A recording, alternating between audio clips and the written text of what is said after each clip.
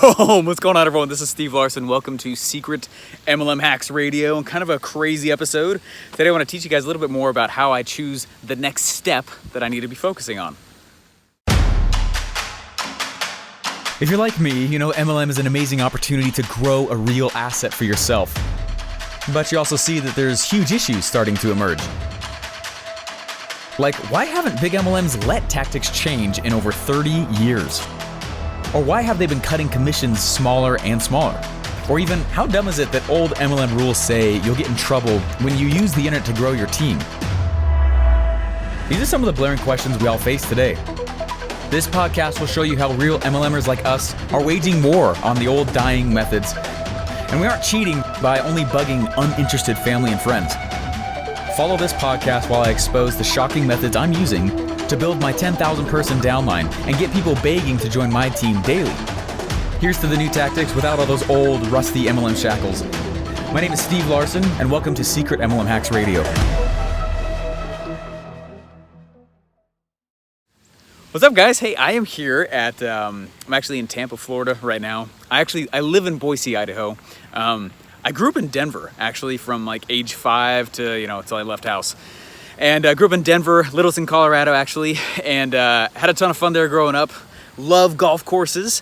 I actually don't golf that much, so it's kind of funny me saying that, but we grew up on the back 9 of a public golf course. And so coming back to these places right here always reminds me of growing up. Anyways, right here, I'm in Tampa. I'm actually in this building right over here. We are I'm doing a speaker training. I'm attending one. I'm not giving it. Anyway. I'm at a really interesting spot now where I just focus on trying to learn from specific experts from their specific talent, right? I don't want to go learn from somebody who's not the absolute best at what they do. It's kind of like, I've ranted on here before. It's not the purpose of this episode, but I've ranted on here before about look, if someone isn't rich, stop listening to them about money advice, right? Cut it out. If someone isn't ripped, they're really strong and they have no fat on their body, don't listen to them about trying to go and, get healthy. It's the same thing with this MLM stuff, right? If somebody is saying, hey, do X, Y, and Z, and they're broke, don't listen to them, right? And it sounds like common sense, but it's hard to do at first, especially if you've not been careful on who you listen to in your circle. Anyway, I digress. So the reason I'm here is for that exact reason, though. I love speaking on stage, and those of you guys who have been to one of my events, I love speaking on stage, and I'm not bad at it, and I've got, but I want to get better, and so I'm here learning from one of the absolute best. He's absolutely incredible. His name's Myron Golden, and anyways, I'm very careful on those that I choose to listen to now. So anyway, it's been a lot of fun. Hey, what I want to talk real fast though about is hopefully you guys enjoyed this series we did, that 4-part series, which I know this is kind of the end of that. This is I believe the next episode after that, maybe the one afterwards. I don't know, I kind of batch record my content, but anyway, that 4-part series about going through and creating a product funnel for your MLM, right? That's really powerful stuff, and that really is how a lot of big guys do it. And that's exactly what we teach.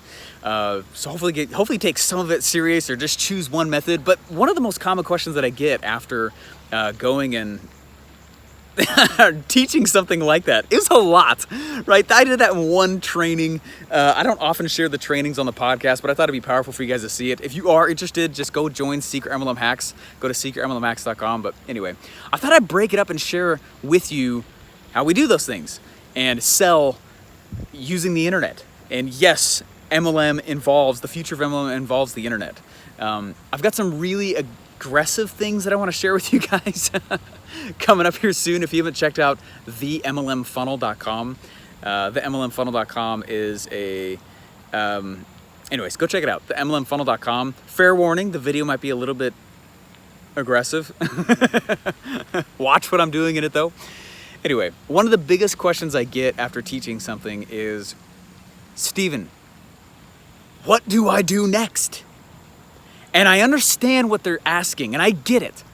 And you understand that when you first start learning anything, right, any new topic involves a serious immersion in that topic.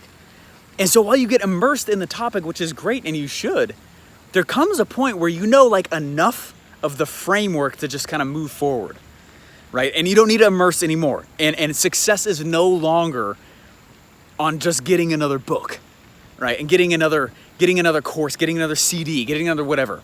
If you don't know a lot of these things, then just immerse, right? Go in and deep dive on whatever topic it is you're learning. But eventually, like the highest leverage activities you can go do has nothing to do with getting another book.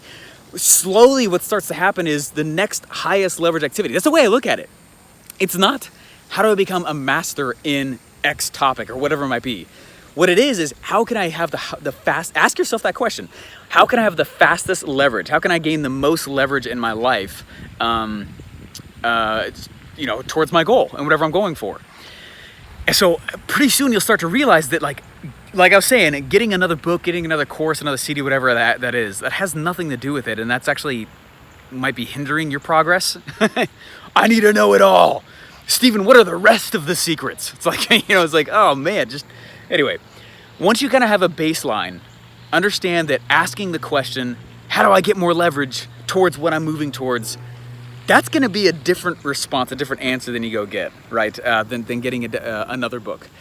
And so what it starts to turn into is, it's not a fun answer, but it's freaking action, right? It's just go do it. Just do it, right? And so I want to give you guys a very simple thing that I use to do that personally. So when I left my job about 1.5 years ago and did this stuff full time, and it's been awesome. Real quick, you start to realize that, oh crap, I'm the one that comes up with my own checklist every day, right? Nobody's giving me a to-do list. Nobody's saying, hey, Steven, this is what you got to get done today. Nobody's looking at me and saying, hey, did you notice this, and that? You got to go look at those things, right? Not only do you need to go maybe fix this or that, or maybe have more clarity in the product around these things, but you also got to go do the normal fulfillment of the product. You know what I mean? Anyway, no one's giving me a to-do list. And this is where I find most new entrepreneurs start to struggle quite a bit. There's like such a gorgeous scenery in the background. Holy crap. Anyway, I'm gonna take a walk over there soon. It's pretty awesome looking, right? That's pretty cool. Anyway, so a trick that I play with myself is that I'll dance around this question a lot is, well, Steven, what would you do next? And then I answer it, and that's what I do. Okay, now you might think about it, like, Steven, that's so simple. That's the freaking point. Too many people make it too complicated, right? What would you do next? Do that, right? And I say this, and it sounds like I'm being insulting, but I promise I'm not. This comes from me having now coached like over 20,000 people in this stuff. And what I find ends up happening is after I teach the major frameworks, and after somebody learns, right? After somebody learns the major basic pieces to take a move, instead of them taking a move, they start distracting themselves with more education, right? And then when I say go do it, they're like, how? And I'm like, well, I just told you how. They're like, no, but Steven, like, how should I go and do the Facebook Live? I'm like, okay, I get it. You're gonna go and download this app called Facebook. You're gonna flip your camera sideways and you're gonna press live and then just click go live now. And they're like, oh, really? And I'm like, I'm not trying to be condescending. I'm saying stop overcomplicating it and realize you will fill in the gaps in pursuit of the very task you're moving towards. That makes sense? If you don't know all the answers, no one's gonna know all the answers. So if you start, it's just interesting, okay? Let me be really stereotypical here for a second, okay? As if this podcast isn't controversial enough. Let me be really stereotypical, okay? Here it is. What I found is that I hate millennial bashing. It drives me nuts. Not just because I am one, barely, but it's stupid, right? Baby boomers who make fun of millennials, yeah, your parents said the same kind of crap about you too, all right? I'm doing pretty well, I'm a millennial, so it's not really a fair thing, but okay, here we go, check it out. So millennials, what I found most of the time is millennials have a hard time with what I teach because they start to feel a little bit of pain or discomfort, and they're like, I don't like this, and they slow down. Okay, that's very stereotypical. Not saying it's always true. Not everyone's like that, right? The baby boomers, they typically will look at the things that I'm doing and they'll say, yeah, but you have to be a techie. No, you freaking don't. I have no idea how to code, all right? You don't. Has nothing to do with it. Get over it, right? That's the stereotypical thing that I hear from baby boomers. The stuff, is it okay if I'm a little bit open and raw with you guys? Because I've done this a lot now. I've done this for years and years and years. It's been 4 years now. I guess it's not years and years and years, but it's still a really long time and a lot longer than most of you guys have done this on the internet. So like, the crowd in between the millennials and the baby boomers, they typically, the issues that I notice that they most frequently have is they have a hard time believing that it's possible for them. They're very freaked out by scams. If they didn't pick this up, this is what I found normally.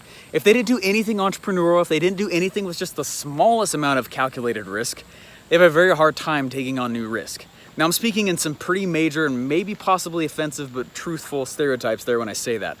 Here's the purpose. Here's why I'm saying this. While we're growing up, and I'll never be the guy that makes fun of school, they do the best they can with what they got, okay? While we were being raised, we follow a set of tracks, right? And these tracks are built for us, and they should be, right? We're in no right to make these huge decisions on our own, right? I got a 5-year-old, a little girl who just turned 4, and then we have a 1-year-old, all right? I'm not letting my 5-year-old go around and make my tax decisions, you know what I'm saying, right? There are things that you have to learn just through basic development. There's these tracks, and things are told to us what we do, what we can't do. Yes, no, good, bad, up, down, left, right, okay? There comes a point, though, where the tracks end, right? Where you suddenly realize, like, man, I'm on my own. And you followed the tracks or didn't, and whatever. But the tracks stopped, and for whatever reason, the tracks are no longer being built for you. This is a very crucial moment. And what I found, again, very stereotypically, across all the 3 categories I just mentioned, baby boomers, right? Baby boomers, millennials, and those in between. What I found is that those who have, it has less to do with what category are you in, okay? And what it's more about is, have you ever had any experience building your own tracks and having the confidence to take a step down that track?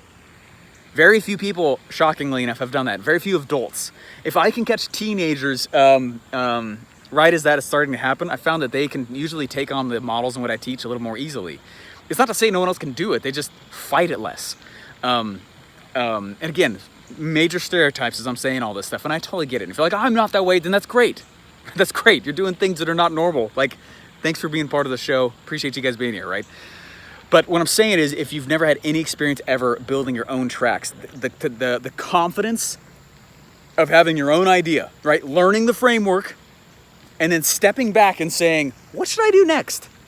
Having a thought and then having the confidence to say, that's not a dumb thought because it came from me. And then having the confidence to lay that track down and then take a step on it without anyone putting a cattle prod to your back, many adults cannot do that, okay? And that is what I have found stops people mostly from doing any of this stuff. Has nothing to do with, does it work for me? Yeah, it does. Let's see, do you need leads or sales? Yeah, okay, you got it. Okay, the issue is not that. It's not the models. It is people's behavior once they start executing the models that I teach. That's where they have a huge issue. That's the hiccups, right there. It's not like, oh, well, Steven, I don't know, these 4 wheels, that are attached to this body and a steering wheel, does this car actually drive? Does it actually move? Right? People are like, yeah, the car drives. That's called a car. Okay, where do people get messed up? It's not on the wheel.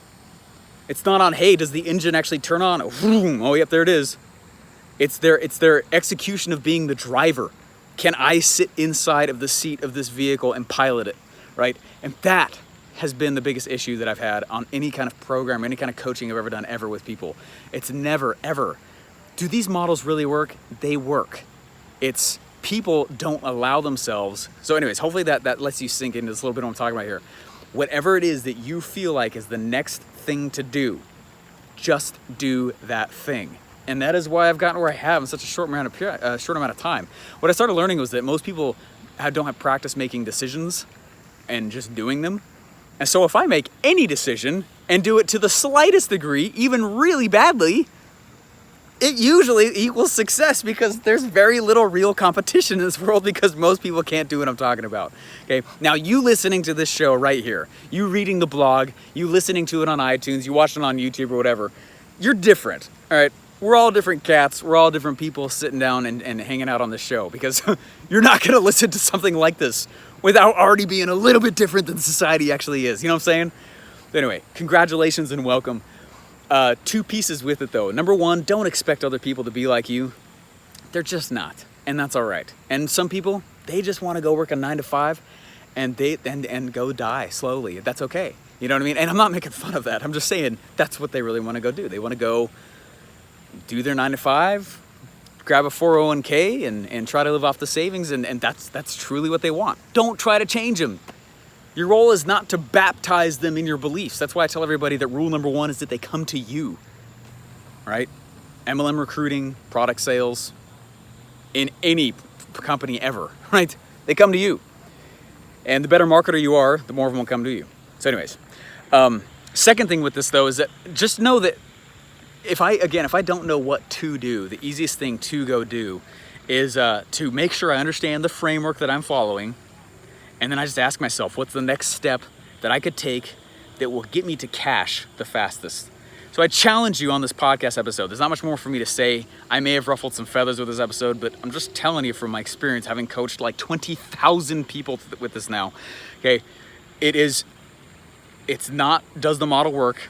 It's the driver can't get over, I've never built my own train tracks before, right? And then they try to change other people. Don't do that. Right? And then the real issues that start to pop in also is that there's so much skepticism in anything, right? If you're a natural skeptic, it's really hard to behave as an entrepreneur, right? You already have enough noise going on in your head. Will it work? Will it work? I hope it'll work. I hope it'll work. Then you got noise from the outside, from friends and family who are well-meaning, right? But it's still noise. Is that going to work? Is that the next one? Is that the next thing that's going to work? How about you take us out to lunch? I'm sure you've had people say that to you. I totally did before anything like big ever happened.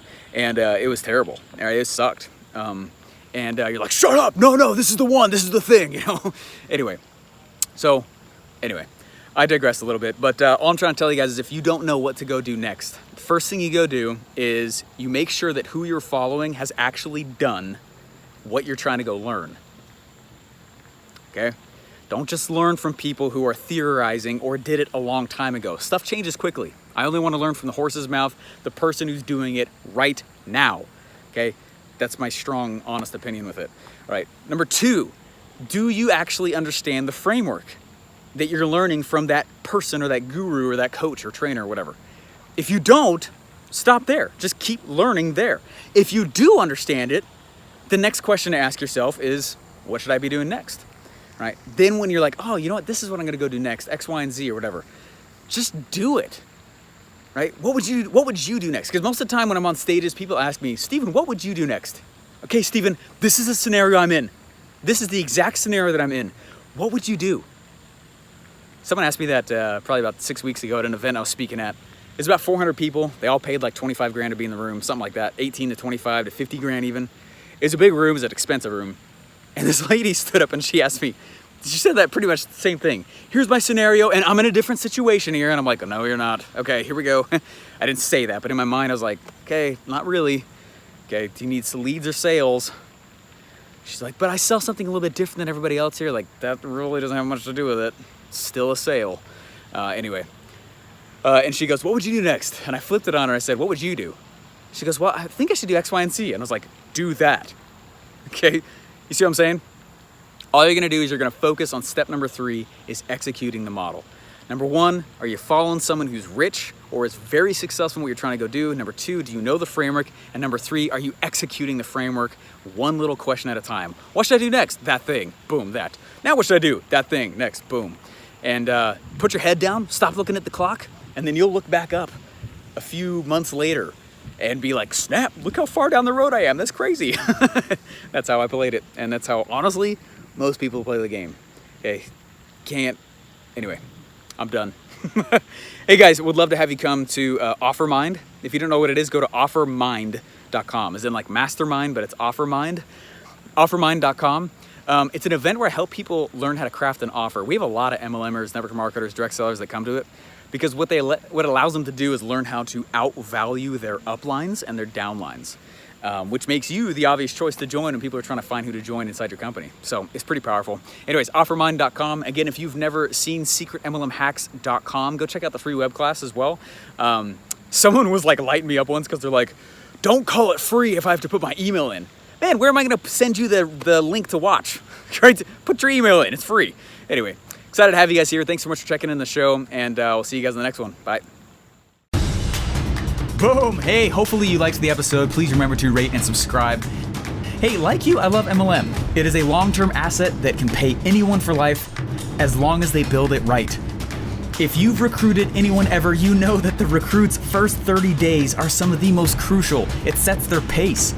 So to create the right tone for my new recruit's career, I created a 30-day onboarding training that walks my new recruits through things like how to set up their back office, how to get bonuses, how to set up my team's recruiting funnels, right? How to get internet traffic, how to close leads. Here's why I'm telling you this.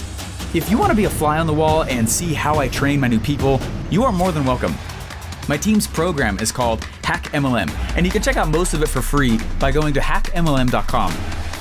Fair warning, the course is meant for my own team though, so if you come in and you want to check it out, you are going to get pitched to join my team, okay? We are marketers. This is one of the only times I'm going to get forward about my own MLM. Side note, it's mostly because my Facebook Messenger is littered with people asking what MLM I'm in, so I will bite a little here, okay? So let me be clear, I don't want anyone thinking this is now a pitch fest. If you don't want to be pitched, that's fine. Okay, that's okay, just don't check it out and keep enjoying the podcast. But if you want to see how I'm onboarding my people and I'm training my new recruits and walking them through their first 30 days and setting that pace and tone, literally just go to hackmlm.com.